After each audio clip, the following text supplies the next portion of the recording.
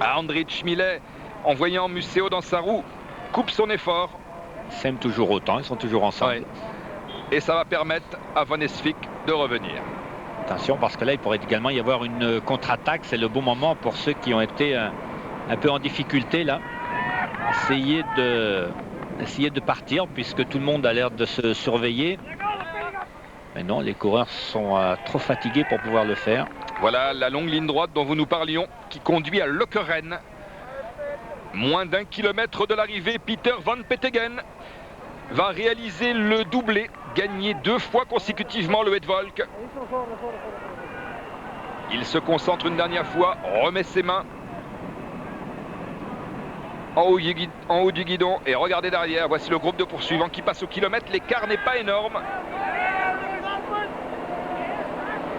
Non, mais ce n'est pas en courant comme cela qu'il va réussir qu'il revient à revenir. Les poursuivants ont compris qu'ils ne reviendraient pas sur Van Petegem. Alors il faut rappeler qu'il y a ce groupe et que juste derrière figure un autre groupe dans lequel il y a beaucoup de coureurs français. Gaumont, Moncassin, Auger, Basson, Magnien, Mangin, Brochard. Les coureurs français qui ont été présents dans ce Hedvolk mais qui n'ont pas été présents au moment où c'est dessiné. À une 50aine de kilomètres de l'arrivée, cette échappée qui s'est révélée décisive.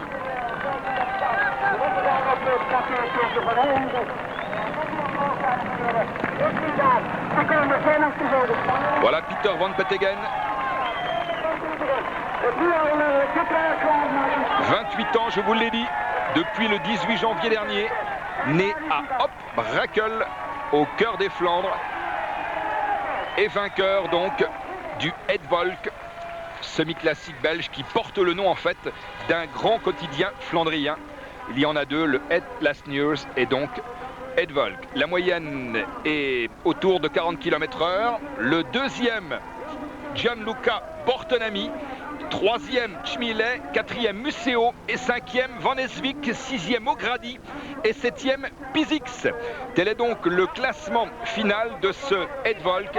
Les Français, tous les Français, Gaumont, Moncassin, Auger, Basson, Magnien, Mangin, Brochard, se trouvent dans un groupe relégué à environ 2 minutes 30.